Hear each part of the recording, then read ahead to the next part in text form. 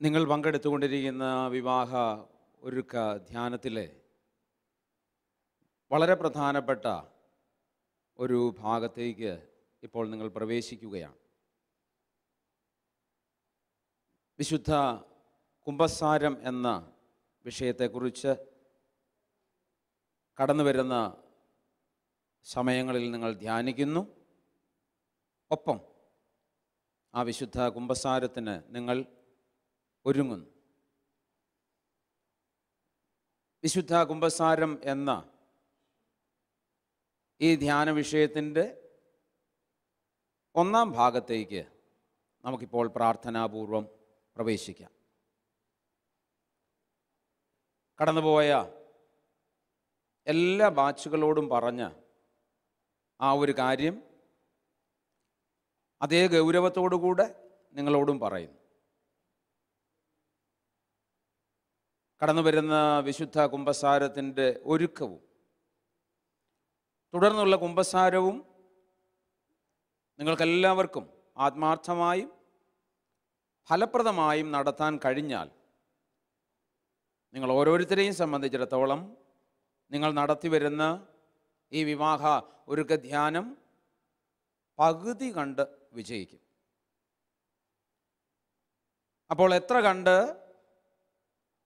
ഇപ്പോൾ നമ്മൾ ധ്യാനിക്കാൻ പോകുന്ന ഈ വിഷയത്തിന് പ്രാധാന്യമുണ്ട് എന്ന് നിങ്ങൾ മനസ്സിലാക്കുക. മറ്റു മണിക്കൂറുകളിലെ ക്ലാസ്സുകളിൽ നിങ്ങളേറെയും ബൗദ്ധികമായും മാനസികമായുമാണ് ശ്രദ്ധിച്ചതെങ്കിൽ ഈ മണിക്കൂറുകളിൽ കുംഭസാരത്തിന് ഒരുങ്ങുമ്പോൾ നിങ്ങളുടെ ശ്രദ്ധ ആധ്യാത്മികമായി കൂടി ഉണ്ടാവണം. ഞാൻ ഈ വാക്കുകൾ പ്രാർത്ഥനാപൂർവം പങ്കുവയ്ക്കുമ്പോൾ നിങ്ങളുടെ കണ്ണുകളും കാതുകളും എന്നിലേക്ക് തിരിച്ചു വയ്ക്കണം. ഒപ്പം നിങ്ങളുടെ ഹൃദയം പ്രാർത്ഥനാപൂർവം ദൈവത്തിലേക്ക് തിരിച്ചു വയ്ക്കണം. നിങ്ങളുടെ ബുദ്ധിയെ മനസ്സിനെ സ്വാധീനിക്കാൻ ഒരുപക്ഷെ എൻ്റെ വാക്കുകൾക്ക് സാധിച്ചു എന്ന് വരും. പക്ഷെ നിങ്ങളുടെ ഹൃദയങ്ങളെ സ്വാധീനിക്കാൻ എനിക്ക് സാധിച്ചു എന്ന് വരില്ല, അത് ദൈവത്തിനെ സാധിക്കും. അതുകൊണ്ടാണ് ഞാൻ പറഞ്ഞത്, ഈ കാര്യങ്ങൾ നിങ്ങൾ കേൾക്കുമ്പോൾ പ്രാർത്ഥനാപൂർവം വേണം കേൾക്കാൻ. അപ്പോൾ മാത്രമേ ദൈവത്തിൻ്റെ ആത്മാവിൻ്റെ ഇടപെടൽ നിങ്ങളുടെ ജീവിതത്തിൽ ഉണ്ടാകൂ, പ്രത്യേകിച്ച് ഈ മണിക്കൂറുകളിൽ ഉണ്ടാകും. ദൈവത്തിൻ്റെ ആത്മാവിൻ്റെ ഇടപെടൽ നമ്മിൽ ഇപ്പോഴും എപ്പോഴും ഉണ്ടാകാൻ സദാ നമുക്ക് പ്രാർത്ഥിച്ചുകൊണ്ടിരിക്കാം. പരിശുദ്ധനായ ദൈവമേ എന്നുള്ള ആ കീർത്തനം നമുക്ക് സുപരിചിതമാണ്. നമുക്കൊന്നു ചേർന്നത് പ്രാർത്ഥിക്കാം. ദൈവത്തിൻ്റെ അരൂപിയുടെ കടന്നുവരവിനായി പരിശുദ്ധനായ ദൈവമേ, പരിശുദ്ധനായ ബലവാനെ, പരിശുദ്ധനായ അമർത്യനെ, ഞങ്ങളുടെ മേൽ കൃപയുണ്ടാകണമേ. ഒപ്പം പരിശുദ്ധ അമ്മയുടെ മാധ്യസ്ഥ്യം നമുക്ക് ആത്മാർത്ഥമായി പ്രാർത്ഥിക്കുന്നതിന് ശ്രദ്ധിക്കാം. ഈശോ മിശിഹായുടെ വാഗ്ദാനങ്ങൾക്ക് ഞങ്ങൾ യോഗ്യരാകുവാൻ സർവേശ്വരൻ്റെ പരിശുദ്ധ മാതാവേ ഞങ്ങൾക്ക് വേണ്ടി അപേക്ഷിക്കണമേ. ഉറക്കെ പ്രാർത്ഥിക്കാം ആത്മാർത്ഥമായി. ഈശോ മിശിഹായുടെ വാഗ്ദാനങ്ങൾക്ക് ഞങ്ങൾ യോഗ്യരാകുവാൻ. കടന്നുപോയ എൻ്റെ പൗരോഹിത്യ ജീവിതത്തിൻ്റെ 23 വർഷത്തെ അനുഭവ വെളിച്ചത്തിൽ നിന്നുകൊണ്ട് എൻ്റെ പ്രിയപ്പെട്ടവരായ നിങ്ങളോട് ഒരു കാര്യം എനിക്ക് ഉറപ്പോടെ പറയാൻ പറ്റും. അത് മറ്റൊന്നുമല്ല, ദൈവം എന്നാണോ അതിശ്രേഷ്ഠമായ ഈ പൗരോഹിത്യത്തിലേക്ക് എന്നെ വിളിച്ചത്, അന്നു മുതൽ ഈ വിളിക്കനുസരിച്ച് വിശുദ്ധമായി ജീവിക്കുന്നതിന് വേണ്ടുന്ന ദൈവാനുഗ്രഹവും അവിടുന്ന് എനിക്ക് നൽകിയിട്ടുണ്ട്. ഇതെൻ്റെ മാത്രം അനുഭവമല്ല, അനേകം വൈദികരുടെയും സന്യസ്തരുടെയും അനുഭവമാണ്. വൈദിക സന്യസ്ത ജീവിതത്തിൽ തങ്ങളെ തന്നെ സമർപ്പണം ചെയ്ത ആളുകളുടെ മാത്രം അനുഭവമല്ല ഇത്. ദൈവത്തിൻ്റെ വിളി സ്വീകരിച്ച് പരിശുദ്ധമായ കുടുംബജീവിതത്തിലേക്ക് പ്രവേശിച്ചിട്ടുള്ള അനേകം ദമ്പതികളുടെയും അനുഭവമാണ്. അവരുടെയൊക്കെ അനുഭവ സാക്ഷ്യത്തിൻ്റെ വെളിച്ചത്തിൽ എൻ്റെ പ്രിയപ്പെട്ടവരായ നിങ്ങളോട്, വിവാഹ ജീവിതത്തിലേക്ക് കടന്നു വരുന്ന നിങ്ങളോട് എനിക്ക് ഉറപ്പ് നൽകാൻ സാധിക്കും. നിങ്ങളെ വിളിക്കുന്ന ദൈവം വിശ്വസ്തനാണ്. ആ ദൈവം നിങ്ങളുടെ ജീവിതത്തിൻ്റെ അവസാന ശ്വാസം വരെ ഈ വിളിക്കനുസരിച്ച് ജീവിക്കാൻ തക്കവിധം തൻ്റെ അനുഗ്രഹങ്ങൾ നൽകിക്കൊണ്ടിരിക്കും. പക്ഷെ ദൈവം നിങ്ങൾക്ക് വേണ്ടുന്ന കൃപ നൽകാൻ പോകുന്നത്, ഞാൻ പറയും, നിങ്ങൾ ഓരോരുത്തരുടെയും ജീവിതമാകുന്ന പാത്രത്തിലേക്കാണ്. നിങ്ങൾ ഓരോരുത്തരുടെയും വൈവാഹിക വിളിക്കനുസരിച്ച് ജീവിതമാകുന്ന പാത്രത്തിലേക്ക് ദൈവം തൻ്റെ അനുഗ്രഹങ്ങൾ വർഷിക്കാൻ ആഗ്രഹിക്കുമ്പോൾ, അത്തരത്തിൽ അനുഗ്രഹങ്ങൾ വർഷിക്കുമ്പോൾ, എൻ്റെ പ്രിയ കുഞ്ഞുങ്ങളെ, നിങ്ങൾ ഓരോരുത്തരുടെയും ജീവിതമാകുന്ന പാത്രം മലിനമാണെങ്കിലോ, അത് വെടിപ്പല്ലെങ്കിലോ? ഞാനീ പറഞ്ഞ കാര്യം വ്യക്തമല്ലെങ്കിൽ ഉദാഹരണത്തിലൂടെ വ്യക്തമാക്കാം. രുചികരമായ ഭക്ഷണം ദാ ഇവിടെ അടുത്ത് തയ്യാറായിരിക്കുന്നു എന്ന് വിചാരിക്കുക. ഈ ഭക്ഷണം നിങ്ങൾക്ക് വിളമ്പിത്തരുന്നത് നിങ്ങൾ ഓരോരുത്തരും നീട്ടിപ്പിടിക്കുന്ന പാത്രത്തിലേക്കുമാണെന്ന് കരുതുക. ഈ രുചികരമായ ഭക്ഷണം എത്ര ആസ്വാദ്യകരമായാലും, അതത്ര അളവിൽ വിളമ്പിയാലും, ഭക്ഷണം സ്വീകരിക്കുന്ന പാത്രം മലിനമാണെങ്കിൽ സ്വീകരിച്ച ഭക്ഷണം കൊണ്ട് സ്വീകരിച്ച നിങ്ങൾക്കോ മറ്റൊരാൾക്കോ ഗുണമുണ്ടാവുമോ? ഇവിടെയാണ് ദൈവം തൻ്റെ അനുഗ്രഹങ്ങൾ നിങ്ങളുടെ ജീവിതമാകുന്ന പാത്രത്തിലേക്ക് വിളമ്പുമ്പോൾ നിങ്ങളുടെ ജീവിതമാകുന്ന പാത്രം കഴുകി വെടിപ്പാക്കേണ്ടതിൻ്റെ പ്രസക്തി. ഇത്തരത്തിൽ ദൈവകൃപ നിങ്ങളുടെ ജീവിതത്തിൻ്റെ അന്ത്യം വരെയും ഫലസമൃദ്ധമാകത്തക്ക വിധം നിങ്ങളിപ്പോൾ ആയിരിക്കുന്ന അവസ്ഥയിൽ നിങ്ങളുടെ ജീവിതമാകുന്ന പാത്രത്തെ കഴുകി വെണ്മയുള്ളതാക്കാൻ സഹായിക്കുന്ന ദൈവത്തിൻ്റെ അത്ഭുതകരമായ ഇടപെടലായ കൃപയായ കൂദാശയാണ് വിശുദ്ധ കുംഭസാരം, അനുരഞ്ജന കൂദാശ, സാക്രമെന്റ് ഓഫ് റിക്കൺസിലിയേഷൻ. ഈ ഒരു അനുഗ്രഹപ്രദമായ കൂദാശ എൻ്റെയും നിങ്ങളുടെയും ജീവിതത്തിൽ ഫലപ്രദമാകണമെന്നുണ്ടെങ്കിൽ ഈ കൂദാശയെ സംബന്ധിച്ച് നമ്മുടെ വ്യക്തിപരമായ ജീവിതത്തിൽ ചില കാഴ്ചപ്പാടുകൾ, ചില ദർശനങ്ങൾ ഉണ്ടാവണം. നമുക്കറിയാമല്ലോ, നമ്മുടെ ജീവിതത്തിൽ നമ്മെ സ്വാധീനിക്കുന്നത് ഉൾക്കാഴ്ചകളാണ്, ദർശനങ്ങളാണ്. അപ്പോൾ ഈ വിശുദ്ധ കുംഭസാരം ഫലപ്രദമായി സ്വീകരിക്കത്തക്ക രീതിയിൽ നിങ്ങൾ സ്വാധീനിക്കപ്പെടണമെന്നുണ്ടെങ്കിൽ തീർച്ചയായും ഈ കൂദാശയെക്കുറിച്ച് വിശുദ്ധ ഗ്രന്ഥാധിഷ്ഠിതമായി സഭയുടെ പ്രബോധനങ്ങൾക്കനുസരിച്ച് ചില ദർശനങ്ങൾ, ചില ഉൾക്കാഴ്ചകൾ നിങ്ങൾക്കുണ്ടാവും. അത്തരത്തിൽ ഈ കൂദാശയോട് ബന്ധപ്പെട്ട് നിങ്ങളുടെ ദർശനങ്ങളായി മാറണമെന്ന് ആഗ്രഹിക്കുന്ന ചില ചിന്തകളാണ് ഇപ്പോൾ നിങ്ങളുമായി ഞാൻ പങ്കുവയ്ക്കാനായി ഈ ആദ്യ ഭാഗത്ത് മുതിരുന്നത്. നിങ്ങളുടെ എല്ലാം പ്രാർത്ഥനാപൂർവമായ സാന്നിധ്യം, താല്പര്യം ഈ മണിക്കൂറുകളിൽ ഉണ്ടാകും എന്ന് ഞാൻ കരുതുകയാണ്. ഞാൻ മുമ്പ് പറഞ്ഞതുപോലെ ഞാൻ ഈ പറയുന്ന പരിമിതമായ വാക്കുകളെ നിങ്ങൾ ശ്രദ്ധിക്കേണ്ടത് ഹൃദയം കൊണ്ടാവണം, ദൈവത്തിൻ്റെ അരൂപിയിൽ നിറഞ്ഞു നിന്നുകൊണ്ടാവണം. നമുക്ക് ഒന്നിച്ച് പ്രാർത്ഥിക്കാം. പറ്റുകയാണെങ്കിൽ നിങ്ങൾക്ക് കരമുയർത്തി പ്രാർത്ഥിക്കാം. ഒന്നിച്ച് പ്രാർത്ഥിക്കാം. കരമുയർത്താൻ, രണ്ട് കരങ്ങളും ഉയർത്തി പ്രാർത്ഥിക്കാം. പരിശുദ്ധനായ ദൈവമേ, പരിശുദ്ധനായ ബലവാനെ, പരിശുദ്ധനായ അമർത്യനെ, ഞങ്ങളുടെ മേൽ കൃപയുണ്ടാകണമേ. ഉറക്കെ പ്രാർത്ഥിക്കാം ദൈവകൃപയ്ക്കായി. പരിശുദ്ധനായ ദൈവമേ, പരിശുദ്ധനായ ബലവാനെ, പരിശുദ്ധനായ അമർത്യനെ, ഞങ്ങളുടെ മേൽ കൃപയുണ്ടാകണമേ. കരം താത്തി പരിശുദ്ധ അമ്മയുടെ മാധ്യസ്ഥ്യം വീണ്ടും പ്രാർത്ഥിക്കാം. നന്മ നിറഞ്ഞ മറിയമേ സുസ്തി, കർത്താവ് അങ്ങയുടെ കൂടെ സ്ത്രീകളിൽ അങ്ങ് അനുഗ്രഹിക്കപ്പെട്ടവളാകുന്നു. അങ്ങയുടെ ഉദരത്തിൻ ഫലമായ ഈശോ അനുഗ്രഹിക്കപ്പെട്ടവനാകുന്നു.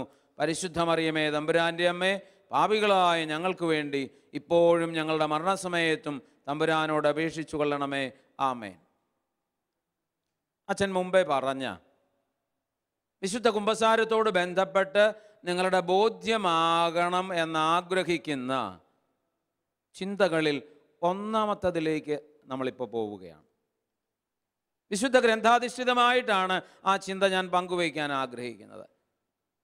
നിങ്ങളുടെ ബോധ്യമായി മാറണമെന്ന് ആഗ്രഹിക്കുന്ന ഒന്നാമത്തെ ചിന്ത ഇതാണ്. അത് നമ്മുടെ ഒരു ഏറ്റുപറച്ചിലാവണം. ഞാൻ പാപിയാണ്, എന്നിൽ പാപമുണ്ട്.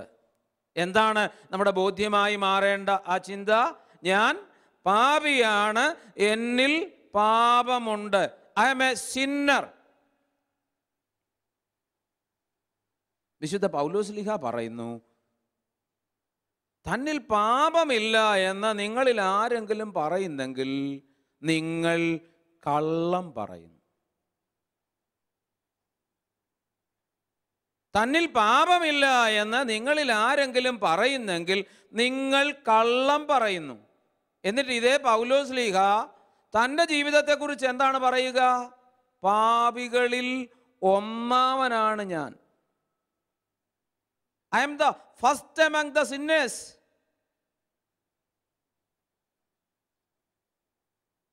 നമ്മുടെ പുതിയ മാർപ്പാപ്പ ഫ്രാൻസിസ് മാർപ്പാപ്പയെ കുറിച്ച് നമുക്കൊക്കെ വലിയ സന്തോഷമാണ്.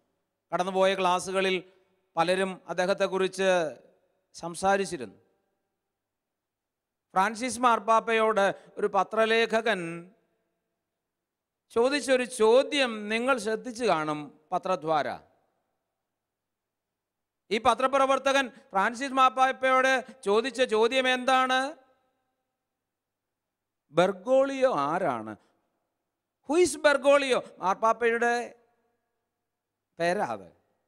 ബെർഗോളിയോ ആരാണെന്ന് ചോദിച്ചപ്പോൾ ഫ്രാൻസിസ് മാർപ്പാപ്പ ഉത്തരം പറഞ്ഞ എന്താ? Bergoglio is A Sinner. Bergoglio ഒരു പാപിയാണ്. ലോക മാധ്യമങ്ങൾ മുഴുവൻ ശ്രദ്ധിച്ച ഉത്തരമായിരുന്നു അത്. ദൈവത്തെ സമീപിക്കുന്നവരൊക്കെ ഏറ്റുപറയുന്ന ഒരു കാര്യമാണ് ഇത്. എന്ത്? ഞാൻ പാപിയാണ്. ഉത്ഥിതനായ കർത്താവിൻ്റെ ദർശനം കിട്ടിയ പത്രോസ് എന്താ വിളിച്ചു പറഞ്ഞത്? കർത്താവേ, ഞാൻ പാപിയായ മനുഷ്യനാകുന്നു, എന്നിൽ നിന്ന് അകന്നു പോകണമേ. അന്ധനായ യാചകൻ എന്താ ഏറ്റുപറഞ്ഞത്? കർത്താവേ, പാപിയായ എന്നോട് കരുണ തോന്നണമേ. ദൈവത്തെ സമീപിക്കുന്നവരൊക്കെ ഒരു തിരിച്ചറിവിലേക്ക് വരുന്നുണ്ട്. എന്താണത്? ഞാൻ പാപിയാണ്. ഇപ്പം ഞാനിവിടെ നിൽക്കുമ്പോൾ യാഥാർത്ഥ്യ ബോധമില്ലാതെ ഇങ്ങനെ പറയുകയാണെന്ന് വിചാരിക്കുക. ഈ കൂട്ടത്തിൽ പുരുഷന്മാരിൽ ഏറ്റവും കൂടുതൽ പൊക്കമുള്ള ആൾ ഞാൻ. പക്ഷേ ഇക്കൂട്ടരിൽ പലരെക്കാളും എനിക്ക് പൊക്കക്കുറവുണ്ട് എന്നുള്ളൊരു തിരിച്ചറിവിലേക്ക് ഞാൻ എപ്പോഴാണ് വരുന്നത്?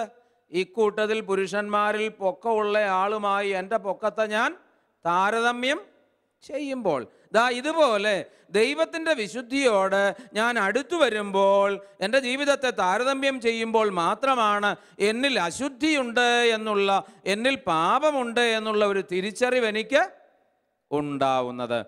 അപ്പോൾ ഒരു വ്യക്തിയെ സംബന്ധിച്ചിടത്തോളം തന്നിൽ പാപമുണ്ട് എന്നുള്ള ഒരു തിരിച്ചറിവുണ്ടാവുന്നത് അവൻ ദൈവിക സാമീപ്യം അനുഭവിക്കുമ്പോഴാണ്, ദൈവത്തോടുള്ള ബന്ധത്തിലേക്ക് അടുത്തടുത്ത് വരുമ്പോഴാണ്. ഇത് വിശുദ്ധ ഗ്രന്ഥത്തിൽ വളരെ വ്യക്തമാണ്. പല ഗ്രന്ഥങ്ങളിലും ഈ ഒരു യാഥാർത്ഥ്യം എടുത്തു പറയുന്നുണ്ട്. വളരെ വ്യക്തമാകുന്ന ഭാഗം ഏശയ്യാ പ്രവാചകൻ്റെ പുസ്തകത്തിലുണ്ട്. ഏശയ്യാ പ്രവാചകൻ്റെ പുസ്തകം 6-ാം അധ്യായം 1 തുടങ്ങിയ വാക്യങ്ങളിലാണ് ഇത് നമ്മൾ കാണുന്നത്. നിങ്ങൾക്ക് ആ വചനഭാഗം ശ്രദ്ധിക്കാം. 6-ാം അധ്യായം 1 തുടങ്ങിയ വാക്യങ്ങൾ. ഉസിയ രാജാവ് മരിച്ച വർഷം കർത്താവ് ഉന്നതമായ ഒരു സിംഹാസനത്തിൽ ഉപവിഷ്ടനായിരിക്കുന്നത് ഞാൻ കണ്ടു. അവിടുത്തെ വസ്ത്രാഞ്ചലം ദേവാലയം മുഴുവൻ നിറഞ്ഞു നിന്നു. അവിടുത്തെ ചുറ്റും സെറാഫുകൾ നിന്നിരുന്നു. അവയ്ക്ക് 6 ചിറകുകൾ വീതമുണ്ടായിരുന്നു. 2 ചിറകുകൾ കൊണ്ട് മുഖവും 2 കൊണ്ട് പാദങ്ങളും അവ മറച്ചിരുന്നു. 2 ചിറകുകൾ പറക്കാനുള്ളവയായിരുന്നു. അവ പരസ്പരം ഉദ്ഘോഷിച്ചു കൊണ്ടിരുന്നു, പരിശുദ്ധൻ പരിശുദ്ധൻ, സൈന്യങ്ങളുടെ കർത്താവ് പരിശുദ്ധൻ. ഭൂമി മുഴുവൻ അവിടുത്തെ മഹത്വം നിറഞ്ഞിരിക്കുന്നു. അവയുടെ ശബ്ദാഘോഷത്താൽ ഭൂമുഖത്തിൻ്റെ അടിസ്ഥാനങ്ങൾ ഇളകുകയും ദേവാലയം ധൂമപൂരിതമാവുകയും ചെയ്തു. ഞാൻ പറഞ്ഞു, എനിക്ക് ദുരിതം, ഞാൻ നശിച്ചു. എന്തെന്നാൽ ഞാൻ അശുദ്ധമായ അധരങ്ങളുള്ളവനും അശുദ്ധമായ അധരങ്ങളുള്ളവരുടെ മധ്യേ വസിക്കുന്നവനുമാണ്.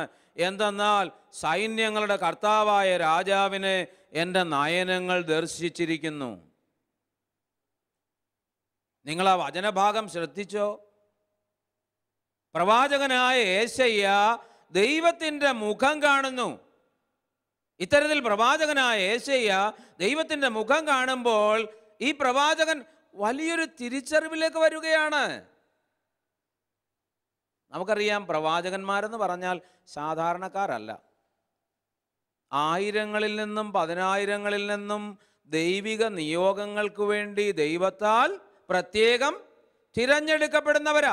പക്ഷേ ഇത്തരത്തിൽ തിരഞ്ഞെടുക്കപ്പെട്ട ഈ പ്രവാചകൻ തന്നെയും ദൈവത്തിൻ്റെ സാമീപ്യം അനുഭവിച്ചു കഴിയുമ്പോൾ, ദൈവത്തിൻ്റെ മുഖം കണ്ടു കഴിയുമ്പോൾ എന്താ വിളിച്ചു പറയുന്നത്? ഞാൻ അശുദ്ധമായ അധരങ്ങളുള്ളവനും അശുദ്ധമായ അധരങ്ങളുള്ളവരുടെ മധ്യേ വസിക്കുന്നവനുമാണ്. എന്താ എൻ്റെ അർത്ഥം? പ്രവാചകൻ ഉള്ളിൽ നിന്ന് ഏറ്റു പറയുകയാണ് ഒരു സത്യം. ഞാൻ പാപിയാണ്, ഞാൻ ജീവിക്കുന്ന സാഹചര്യവും പാപകരമാണ്. ഇത്തരത്തിലുള്ള ഒരു തിരിച്ചറിവ് പ്രവാചകൻ ഉണ്ടാകാൻ കാരണം എന്നാ? തൊട്ടടുത്ത വാക്യത്തിൽ അത് പറയുന്നു. എന്തെന്നാൽ സൈന്യങ്ങളുടെ കർത്താവായ രാജാവിനെ എൻ്റെ നയനങ്ങൾ ദർശിച്ചിരിക്കുന്നു. അപ്പോൾ ഈ ദൈവത്തിൻ്റെ സാമീപ്യം അടുത്ത് അനുഭവിക്കുന്നതിന് മുൻപ് പ്രവാചകന് പാപമില്ലായിരുന്നോ? ഉണ്ടായിരുന്നു. പാപത്തെ പാപമായി അതിൻ്റെ ഗൗരവത്തോടെ തിരിച്ചറിയാൻ പ്രവാചകനെ പ്രേരിപ്പിച്ചത് ദൈവത്തിൻ്റെ സാമീപ്യമാണ്. അപ്പോൾ എൻ്റെ പ്രിയ കുഞ്ഞുങ്ങളെ, ഇവിടെ ഒരു ചോദ്യം, ഒരു ഉത്തരവുണ്ട്. ആർക്കാണ് തങ്ങളുടെ പാപങ്ങളെക്കുറിച്ചുള്ള അവബോധം അഥവാ പാപബോധമുള്ളത്? ആരാണോ ഈ ഭൂമിയിൽ ജീവിക്കുമ്പോഴും ദൈവിക സാമീപ്യത്തിൽ, ദൈവത്തോടുള്ള ബന്ധത്തിൽ, ദൈവിക വിചാരത്തിൽ ജീവിക്കുന്നത്, അവനാണ്, അവൾക്കാണ് പാപബോധം ഉള്ളത്. അങ്ങനാണെങ്കിൽ പാപബോധം ഇല്ലാത്ത ആളാരാ? ആരാണോ പലവിധ കാരണങ്ങളാൽ ദൈവത്തോടുള്ള ബന്ധത്തിൽ നിന്ന്, ദൈവിക സാമീപ്യത്തിൽ നിന്ന് അകന്നകന്നു പോകുന്നത്, അവന് പാപമുണ്ടെങ്കിലും പാപബോധം ഉണ്ടാവില്ല. എൻ്റെ പ്രിയ കുഞ്ഞുങ്ങളെ, ഞാൻ വളരെ വ്യക്തമായി നിങ്ങളോട് പറയുകയാണ്. ജീവിത വ്യഗ്രത മൂലം, ജഡിക മോഹങ്ങൾ മൂലം, ദുരാസക്തി മൂലം, തഴക്കദോഷങ്ങൾ മൂലം, ലോകത്തോടുള്ള അമിതമായ ബന്ധങ്ങൾ മൂലം ദൈവിക സാമീപ്യം അനുഭവിക്കാനുള്ള പ്രാർത്ഥനയുടെയും തിരുവചനത്തിൻ്റെയും കൂദാശ സ്വീകരണത്തിൻ്റെയും മനസ്സാക്ഷി രൂപീകരണത്തിൻ്റെയും പുണ്യപ്രവർത്തികളുടെയും ഒക്കെ വഴികളിൽ നിന്ന് നിങ്ങൾ അകന്നു പോയിട്ടുണ്ടെങ്കിൽ ആ വഴിക്ക് പാപബോധവും നിങ്ങൾക്ക് അന്യമായിട്ടുണ്ടാവും. ആധ്യാത്മിക പിതാക്കന്മാർ ഇന്നത്തെ തലമുറയെ നോക്കി പറയുന്നൊരു കാര്യമുണ്ട്. എന്താ അത്? പാപബോധം നഷ്ടപ്പെട്ട തലമുറയാണ് ഇതെന്നാണ്. ഇത്തരത്തിൽ ആധ്യാത്മിക പിതാക്കന്മാരും ദൈവശാസ്ത്രജ്ഞരും പാപബോധം നഷ്ടപ്പെട്ട തലമുറയാണ് ഇതെന്ന് ഇന്നത്തെ സമൂഹത്തെക്കുറിച്ച് പറയുമ്പോൾ യഥാർത്ഥത്തിൽ അവരെന്താ ഉദ്ദേശിക്കുന്നത്? ഇന്നത്തെ തലമുറ പണ്ടത്തെ തലമുറകളെക്കാൾ ദൈവത്തിൽ നിന്ന് അകന്നിരിക്കുന്നു. കാരണം ദൈവിക സാമീപ്യമാണ് ഒരു വ്യക്തിയിൽ പാപബോധം ജനിപ്പിക്കുന്നത്. എൻ്റെ പ്രിയ കുഞ്ഞുങ്ങളെ, നിങ്ങൾ വിവാഹത്തിനായി, കുടുംബജീവിതത്തിനായി ഒരുങ്ങുമ്പോൾ ദൈവകൃപ ലഭിക്കാൻ വേണ്ടി ആത്മാർത്ഥമായി നിങ്ങൾ ആത്മശോധന ചെയ്യണം. പരമ്പരാഗതമായി ഈ മൂല്യങ്ങൾ, ദൈവിക സാമീപ്യം അനുഭവിക്കത്തക്ക രീതിയിൽ എൻ്റെ പൂർവികർ, എന്നെ സ്നേഹിച്ചവർ കൈമാറി തന്നെങ്കിൽ എൻ്റെ ജീവിത വ്യഗ്രത മൂലം ഈ വഴികൾ ഞാൻ വിട്ടുപേക്ഷിച്ചു പോയോ? തീർച്ചയായും അങ്ങനെയാണെങ്കിൽ ഈ പാപബോധം നമുക്ക് അന്യമായിട്ടുണ്ട്. അതുകൊണ്ട് ആത്മാർത്ഥമായി നമുക്ക് ധ്യാനിക്കാം, ആത്മാർത്ഥമായി നമ്മുടെ ജീവിതത്തെ പരിശോധിക്കാം. വിശുദ്ധരുടെ ജീവചരിത്രം വായിക്കുമ്പോൾ ഒരു കാര്യം എൻ്റെ ശ്രദ്ധയിൽപ്പെട്ടിട്ടുണ്ട്. ഈ വിശുദ്ധരിൽ നല്ല ശതമാനവും കൂടെ കൂടെ കുമ്പസാരിച്ചിരുന്നു. വിശുദ്ധരായ ആളുകളിൽ നല്ല ശതമാനവും കൂടെ കൂടെ കുമ്പസാരിച്ചിരുന്നു എന്ന് കേൾക്കുമ്പോൾ നിങ്ങൾക്ക് വിശുദ്ധരെക്കുറിച്ചൊരു തെറ്റിദ്ധാരണ ഉണ്ടാകാൻ സാധ്യതയുണ്ട്. എന്താ അത്? അപ്പോൾ കൂടെ കൂടെ കുമ്പസാരിക്കാൻ മാത്രം പാപം ചെയ്തുകൊണ്ടിരുന്നവരെയാണോ സഭ വിശുദ്ധരാക്കിയത്? ഇത് നമ്മുടെ ഒരു കാഴ്ചപ്പാടാണ്. ഈ വിശുദ്ധരായ ആളുകളുടെ ജീവിതത്തെ അപഗ്രഥിക്കുന്ന ആധ്യാത്മിക പിതാക്കന്മാർ പറയുന്നത് എന്താണെന്നറിയാമോ? ഈ വിശുദ്ധരായ ആളുകളുടെ ജീവിതത്തിൽ പാപം കൂടുതലായിരുന്നു എന്നതിനേക്കാൾ പാപബോധം കൂടുതലായിരുന്നു. നമുക്കറിയാമല്ലോ, നമുക്ക് നല്ല ബന്ധവും അടുപ്പവും ഉള്ള ഒരാൾക്കെതിരെ ചെറിയ തെറ്റ് ചെയ്യുമ്പം പോലും അത് വലിയ തെറ്റായി തോന്നുകയല്ലേ? അതേസമയം നമുക്ക് വലിയ ബന്ധമില്ലാത്ത ആളിനെതിരെ കൊടിയ അപരാധം ചെയ്താലും നമ്മുടെ ഉള്ളിൽ വിഷമം തോന്നുകയില്ല. ഇതുപോലെ തന്നെയാ വിശുദ്ധരായ ആളുകളെ സംബന്ധിച്ചിടത്തോളം സാധാരണക്കാരിൽ നിന്ന് വ്യത്യസ്തമായി അവർ ദൈവത്തോട് അടുത്തിരുന്നത് കൊണ്ട് അവരുടെ ജീവിതത്തിലെ ചെറിയ തെറ്റുകൾ പോലും വലിയ തെറ്റായി അവർക്ക് ഉള്ളിൽ തോന്നിയിരുന്നു. ഇത് അവരെ പശ്ചാത്താപത്തിലേക്ക്, അനുതാപത്തിലേക്ക്, പാപബോധത്തിലേക്ക് നയിച്ചിരുന്നു.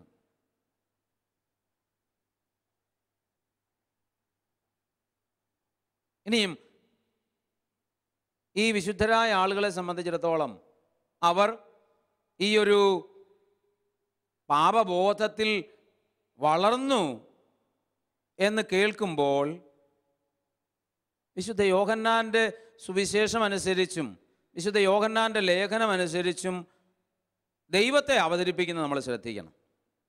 വിശുദ്ധ യോഹന്നാൻ്റെ സുവിശേഷം അനുസരിച്ച്, വിശുദ്ധ യോഹന്നാൻ്റെ ലേഖനങ്ങൾക്കനുസരിച്ച് ദൈവത്തെ പ്രകാശമായിട്ടാണ് അവതരിപ്പിക്കുന്നത്. God is light. ദൈവം പ്രകാശമാണ്. അങ്ങനെയെങ്കിൽ വിശുദ്ധരായ ആളുകൾ ദൈവത്തോടടുത്തു എന്ന് പറയുമ്പോൾ അവരെന്തിനോടടുത്തു? പ്രകാശത്തോട് അടുത്തു. നമുക്കറിയാം, പ്രകാശത്തോടടുക്കും തോറും വസ്തുക്കളുടെ ചിത്രം വ്യക്തമാകും. ചെറിയ സാധനങ്ങൾ പോലും വ്യക്തമായി കാണാൻ പറ്റും. നിങ്ങൾ വഴിവിളക്കിൻ്റെ വെളിച്ചത്തിലൂടെ നടന്നിട്ടുണ്ടാവും ചിലപ്പോൾ. പ്രത്യേകിച്ച് ഈ പുതുമഴയൊക്കെ പെയ്തു കഴിഞ്ഞുള്ള സമയത്ത് മണ്ണിൽ നിന്ന് ഈയാമ്പാറ്റകൾ മുകളിലേക്ക് പൊങ്ങുന്നത് നിങ്ങൾ ശ്രദ്ധിച്ചിട്ടുണ്ട്. ഈ ഈയാമ്പാറ്റകൾ വെളിച്ചത്തോടടുക്കും തോറും അവയുടെ ചെറിയ ചിറകുകൾ മിന്നിത്തിളങ്ങി വ്യക്തമായി നമുക്ക് കാണാൻ സാധിക്കും. ശരിയല്ലേ? എന്നാൽ ഇവ പ്രകാശത്തിൽ നിന്ന് അകലുമ്പോൾ ഇവയുടെ ചിത്രം അവ്യക്തമാകും. നോക്കിക്കേ, പ്രകാശത്തോടടുക്കും തോറും ചിത്രം വ്യക്തമാകും. ചെറുതുപോലും വ്യക്തമായി കാണാൻ പറ്റും. ഞാനീ പറഞ്ഞത് മനസ്സിലായില്ലെങ്കിൽ ഇത്തിരി കൂടി എല്ലാവർക്കും മനസ്സിലാകുന്ന വളരെ ലളിതമായൊരു ഉദാഹരണം പറയാം. നമ്മുടെ ഈ ഹോളിൽ ഈ 4-5 ട്യൂബുകൾക്ക് പകരം ഈ ഹോളിൽ നിറയെ നന്നായി പ്രകാശം കിട്ടുന്ന 100 ട്യൂബുകളുണ്ടെന്ന് വിചാരിക്കുക. എന്ന് പറഞ്ഞാൽ പകലിനേക്കാൾ വെളിച്ചം ഈ ഹോളിലുണ്ട്. ആ വെളിച്ചത്തിൽ നമുക്ക് ഈ ഹോളിൽ കിടക്കുന്ന ചെറിയൊരു സാധനം പോലും വ്യക്തമായി കാണാൻ പറ്റുകയല്ലേ? ഒരു മുട്ടുസൂചി പോലും വ്യക്തമായി കാണാൻ പറ്റുകയല്ലേ? പറ്റും. എന്നാൽ ഈ 100 ട്യൂബുകൾക്ക് പകരം 0 ബൾബിൻ്റെ പ്രകാശമേ ഈ ഹോളിലുള്ളൂ എന്ന് വിചാരിക്കുക. ചെറുതെന്നല്ല, വലുത് പോലും കാണാൻ പറ്റുകയില്ല. ഇങ്ങനെയുള്ള ചില മനുഷ്യർ കുമ്പസാരിക്കാൻ വരും. പലരുടെയും നിർബന്ധത്തിന് വഴങ്ങിയാണ് വരുന്നത്. വന്നിട്ട് അവൻ കുമ്പസാരം തുടങ്ങും. ഏറ്റു പറയും, 5-8 വർഷമായി അച്ചോ കുമ്പസാരിച്ചിട്ട്, എന്നാലും പറയാൻ മാത്രം ഒന്നുമില്ല. എന്നാൽ ഇയാൾ ഉൾപ്രേരണയാൽ ഒരു ധ്യാനത്തിന് പോകുന്നു എന്ന് വിചാരിക്കുക. വചനമൊക്കെ കേട്ട് മനസ്സൊക്കെ ഒന്ന് ദൈവാത്മാവിനാൽ നിറച്ച് ഒന്ന് നന്നായി മാറിയെന്ന് വിചാരിക്കുക, മാനസാന്തരപ്പെട്ടെന്ന് വിചാരിക്കുക. ഇയാൾ ഈ ധ്യാനം കഴിഞ്ഞിട്ട് ഇതിനു മുൻപ് കുമ്പസാരിപ്പിച്ച അച്ഛനോട് എന്നാ പറയും? എൻ്റെ പൊന്നച്ചു, ഈ ലോകത്തിലേക്ക് ഏറ്റവും വലിയ പാപി ഞാൻ. ഒരാഴ്ച മുമ്പ് ഈ മനുഷ്യൻ തന്നെയല്ലേ എൻ്റെ ഉള്ളിൽ പാപമൊന്നുമില്ല എന്ന് പറഞ്ഞ്. നോക്കിക്കേ, പ്രകാശമായ ദൈവത്തോട് നാം അടുക്കും തോറും നമ്മുടെ ജീവിതത്തിലെ നേരിയ കുറവ് പോലും വ്യക്തമായി കാണാൻ സാധിക്കുമെന്നുള്ളതാ. പക്ഷേ പ്രകാശമായ ദൈവത്തിൽ നിന്ന് നാം അകലും തോറും നമ്മുടെ ജീവിതത്തിലെ വലിയ കുറവ് പോലും നമുക്ക് കാണാൻ സാധിക്കാതെ വരും. അതുകൊണ്ട് എൻ്റെ പ്രിയ കുഞ്ഞുങ്ങളെ, നമുക്ക് ആത്മാർത്ഥമായി നമ്മെ പരിശോധിക്കാം, നമ്മോട് ചോദിക്കാം, ആം ഐ എ സിന്നർ? ഞാൻ പാപിയാണോ? പാപിയാണ് എന്ന് ഏറ്റുപറയാൻ സാധിക്കണമെന്നുണ്ടെങ്കിൽ നമ്മുടെ ജീവിതത്തിലെ നിസാര തിന്മകൾ പോലും വലുതായും വ്യക്തമായും നമുക്ക് കാണാൻ സാധിക്കണമെന്നുണ്ടെങ്കിൽ തീർച്ചയായും നാം ദൈവിക സാമീപ്യം അനുഭവിക്കണം. നമ്മുടെ ദൈവിക സാമീപ്യത്തിനായിട്ട് നിങ്ങൾ പ്രാർത്ഥിക്കുക. ഈ വിശുദ്ധ കുമ്പസാരം എന്ന കൂദാശയുടെ ഈ ധ്യാനം നമ്മളിപ്പോൾ നടത്തുമ്പോൾ ഇതിൻ്റെ ആരംഭത്തിൽ തന്നെ കുമ്പസാരത്തിന് ഒരുങ്ങാൻ തക്ക വിധം അരൂപിയുടെ ഒരു നിറവ് നമ്മിലുണ്ടാവണം. അതുകൊണ്ട് ആത്മാർത്ഥമായി നമുക്ക് അരൂപിയോട് പ്രാർത്ഥിക്കാം. ദൈവമേ, അങ്ങയുടെ സൃഷ്ടിയായ എന്നിൽ ഈ പാപബോധത്തിൻ്റെ പശ്ചാത്താപത്തിൻ്റെ ചിന്തയുണ്ടാകാൻ എന്നെ സഹായിക്കണമേ. ഇവിടെ ഈ വിഷയത്തിൻ്റെ ഒന്നാം ഭാഗം അവസാനിക്കുകയാണ്. ഒന്നാം ഭാഗം അവസാനിക്കുമ്പോൾ നമുക്ക് കണ്ണുകളടച്ച് ദൈവത്തിനു മുമ്പിൽ പ്രാർത്ഥിക്കാൻ സാധിക്കണം. ദൈവത്തിൻ്റെ കൃപ നമ്മിൽ സമൃദ്ധമായി ഉണ്ടാകുന്നതിനായി പ്രാർത്ഥിക്കാം. ദൈവമായ കർത്താവേ, അങ്ങ് ഞങ്ങളെ സൃഷ്ടിച്ചുവെന്ന് ഏറ്റുപറയുന്നു. സൃഷ്ടികളായ ഞങ്ങൾ പലപ്പോഴും ദൈവമേ, അങ്ങ് ആഗ്രഹിക്കുന്ന വിധത്തിൽ ജീവിക്കാതെ അങ്ങയുടെ സാമീപ്യത്തിൽ നിന്ന് അകന്നു പോയിട്ടുണ്ട്. അങ്ങയുടെ സാമീപ്യം ഞങ്ങൾ നഷ്ടപ്പെടുത്തിയ നിമിഷങ്ങളിലൊക്കെ പാപബോധം ഞങ്ങൾക്ക് അന്യമായിട്ടുണ്ട്. ദൈവമേ, ഞങ്ങൾക്ക് നഷ്ടപ്പെട്ടു പോയ ആ ദൈവിക സാന്നിധ്യം വീണ്ടെടുത്തുകൊണ്ട് ഞങ്ങളുടെ ജീവിതത്തിലെ നേരിയ കുറവുകളെപ്പോലും പറ്റി അവബോധമുള്ളവരായി പശ്ചാത്താപത്തോടെ അവിടുത്തെ വലിയ സ്നേഹത്തിലേക്ക് വരുവാൻ കൃപ ചെയ്യണമേ എന്ന് പ്രാർത്ഥിക്കുന്നു. പരിശുദ്ധ അമ്മേ മാതാവേ, ഇപ്പോഴും എപ്പോഴും ഞങ്ങൾക്ക് വേണ്ടി പ്രാർത്ഥിക്കണമേ. ആമേൻ.